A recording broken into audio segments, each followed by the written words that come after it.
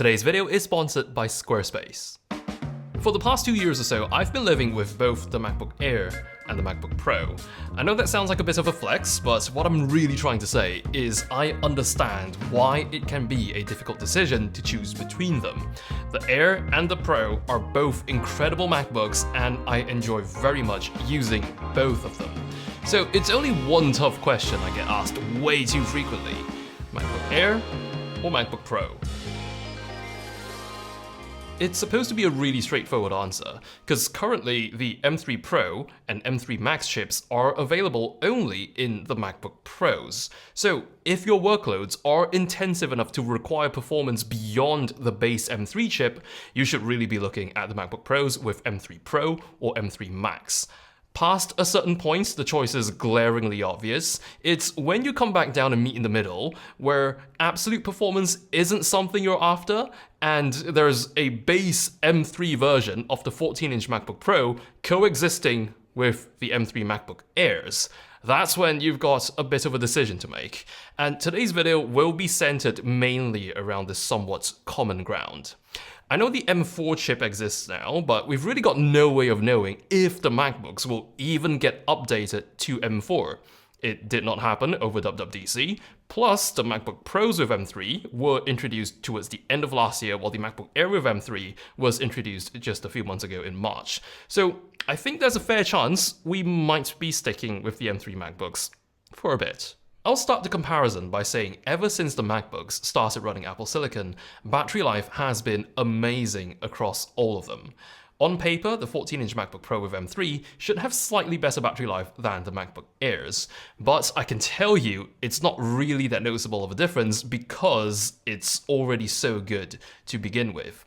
If you're only going to be using it occasionally, like for a few moments each day, one charge should literally last you weeks. I personally start looking for my charger when my battery dips below 30%, and when I'm doing intensive tasks like video editing for an extended period of time, I can usually go at it for at least 4 to 5 hours before I start reaching for that charger.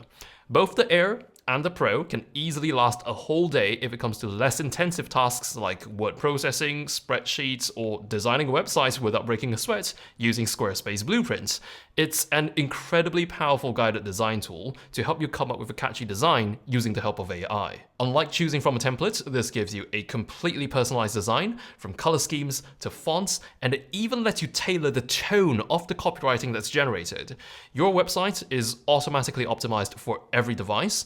It's also got powerful SEO tools built in to help your site show up more often to more people and in exactly the way you want. Of course, you may want to further customize your site down the line, and with Squarespace's next-gen website editor called Fluid Engine, you can intuitively customize every little design detail with drag-and-drop technology for both desktop and mobile. With your Squarespace website, you can sell anything from products to content to time.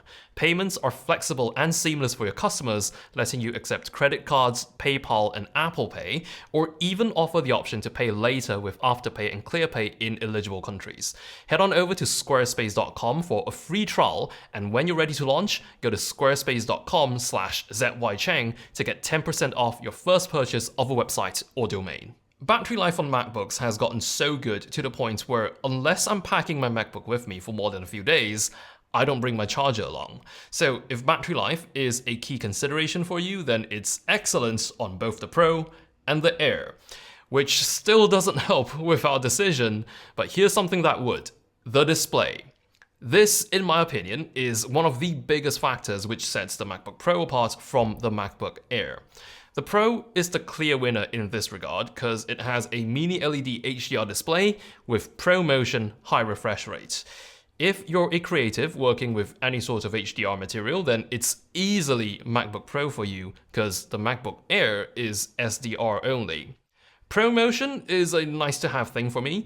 It does make the entire experience feel more fluid, but not as much of a deciding factor as HDR is, in my opinion. And if you're getting a MacBook and foresee yourself using it frequently for entertainment purposes like watching shows or movies, get a MacBook Pro. It may sound overkill for just media consumption, but the combination of a better display and better speakers places it at a very steep advantage over the MacBook Air.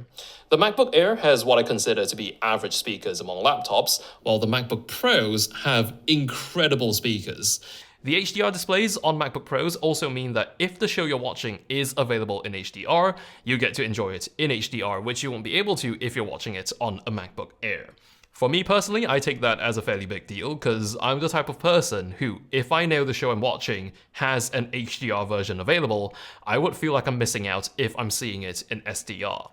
That being said, peak SDR brightness is 100 nits brighter on the MacBook Pro versus the Air, so a very slight advantage there in terms of daylight visibility. But when it comes down to serious work, what will affect performance on a MacBook Pro and MacBook Air running the same chip would be cooling. The MacBook Air is passively cooled, meaning it has no fans, while the M3 MacBook Pro does have a fan that provides active cooling. This would, however, only make a difference when you place them under long sustained workloads and they begin to heat up. I've personally encountered the MacBook Air begin to slow down after a while of continuous video editing. Now, how long exactly before that happens might differ quite greatly depending on the intensity of your tasks as well as the ambient temperature you're using it in.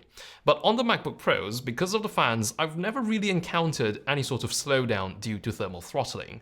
This means for short editing sessions involving simple edits, Air is going to do just fine, but if you're looking for a laptop to edit videos professionally with, I would draw the line for the MacBook Air as a secondary machine and good enough for doing a few tweaks to an offline edit maybe. For comprehensive timelines where you begin to layer effects and all, I'd highly recommend going for a MacBook Pro with an M3 Pro chip or higher.